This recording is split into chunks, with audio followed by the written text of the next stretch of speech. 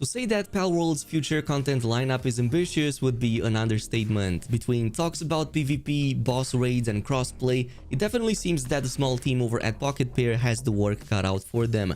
However, it's likely that some of the 8 or so big features currently announced might get here sooner rather than later, which is why today I wanted to give my opinion on all the planned future content updates for PalWorld.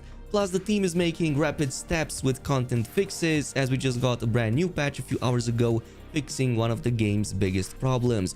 In any case, I'm actually surprised by how swiftly Pocket Pair managed to follow up their own early access roadmap and get pretty much all of the listed improvements and bug fixes that they shown on it. So especially on the base PAL AI and the pathing, and plus the other bug fixes that were also addressed by update 1.4. I'm actually quite impressed by how well they managed to just stick to it and get things going. And in fact, if you pay attention to the Steam database, you will see that the game already gets another update on top of the update that they just released a few hours ago, which is 1.41.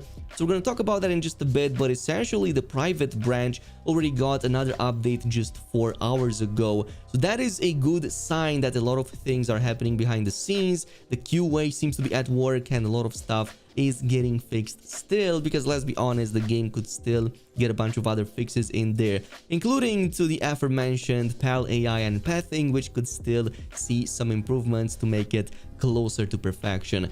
And speaking of reaching perfection, it seems that with the new update they just released a few hours ago, patch 1.4.1, they addressed one of the biggest problems right now with the game, which was of course the displayed capture rate. So it was actually much lower when you would use Liftmonk effigies. It seems that that was an internal processing bug according to the patch notes, and it was addressed in the new update, which should be available right now at the very least on Steam. If it's not available on Xbox, it should follow within the next day or two.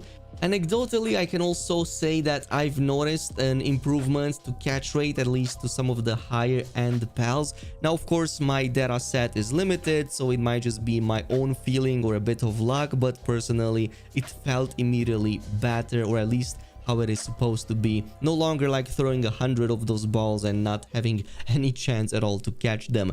But otherwise, they've also added a bunch of other major fixes. Again, if you had any save load errors before and you had a corrupted save file, give it another go, even in this 1.4.1 patch, because they further addressed that.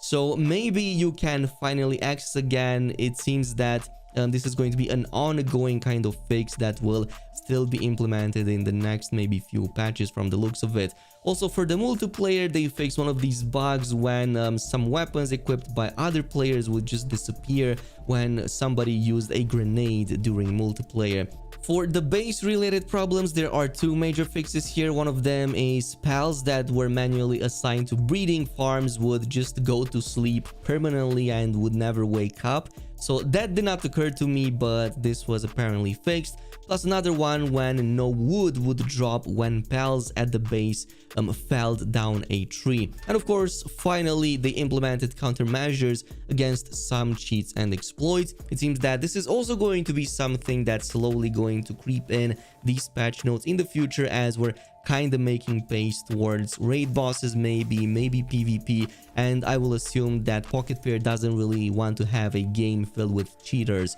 So given these circumstances, I would say that it's in their best interest to just fix anything that can be exploited right now, so that it doesn't, well, at least doesn't pose such big of a problem once those raids and the PvP does come out.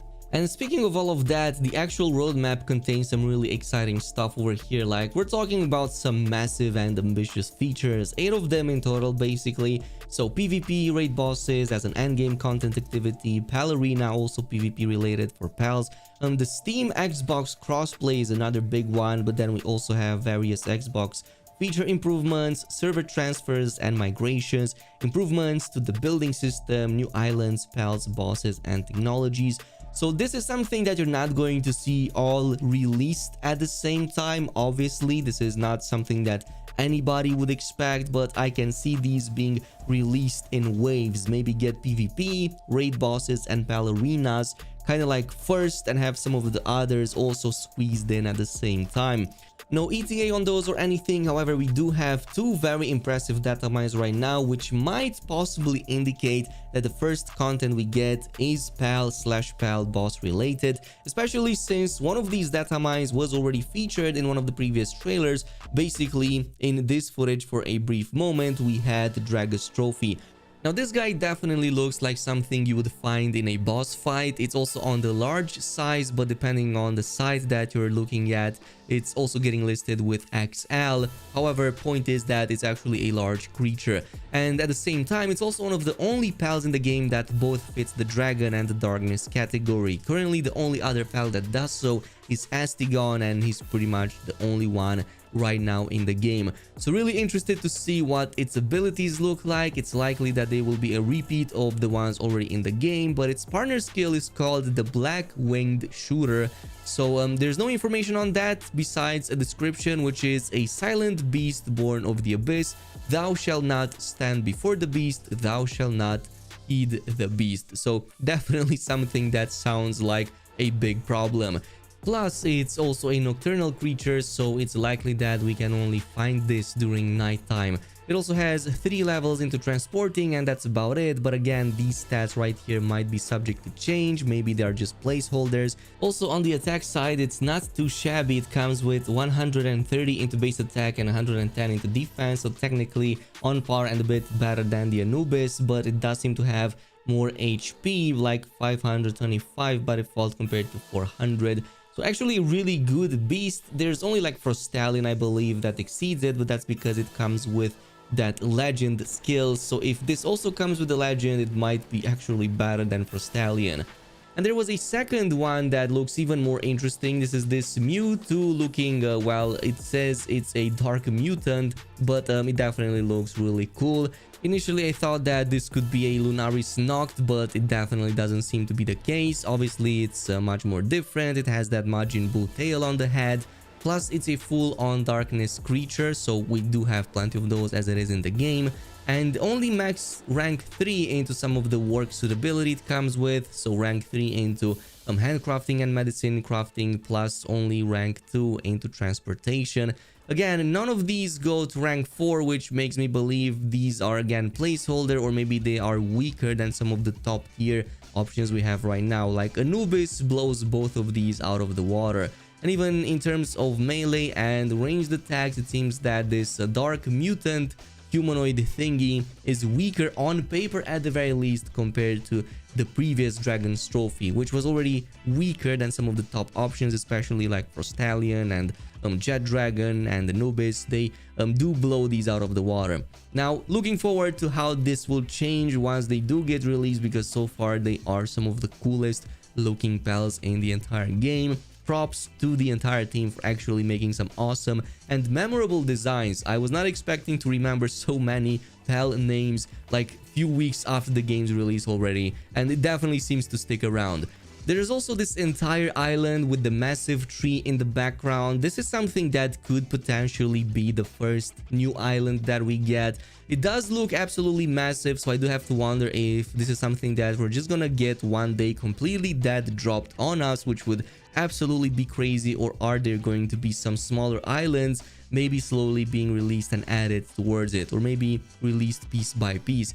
In any case, my plan right now is to try to get the best pals possible. I'm trying to get pretty much the top tier ones to rank 5, which is completely impossible. But yeah, eventually we're gonna get there with just regular breeding. I'm getting so many duds that I'm just funneling them into the pal condenser. But I'm trying to get everybody to rank 4 in anticipation to the raid bosses and all the other PvP stuff that might follow up after that. Especially so for the pal arena, I'm really interested to see how these pals actually fare in one-on-one fights. It kind of reminds me a bit of Shadow of Mordor, when you would put some of the strongest generals that you created and throw them against others, and if they won, they would come up with better stats at the end of it. I would love to see some sort of system like that, that improves or provides some sort of extra evolution if they win a ton of fights after you bring them to rank 4 or whatever that is. But yeah, let me know down below in the comments what is your opinion on all of this. What is the first thing of these planned future content updates that you want to see?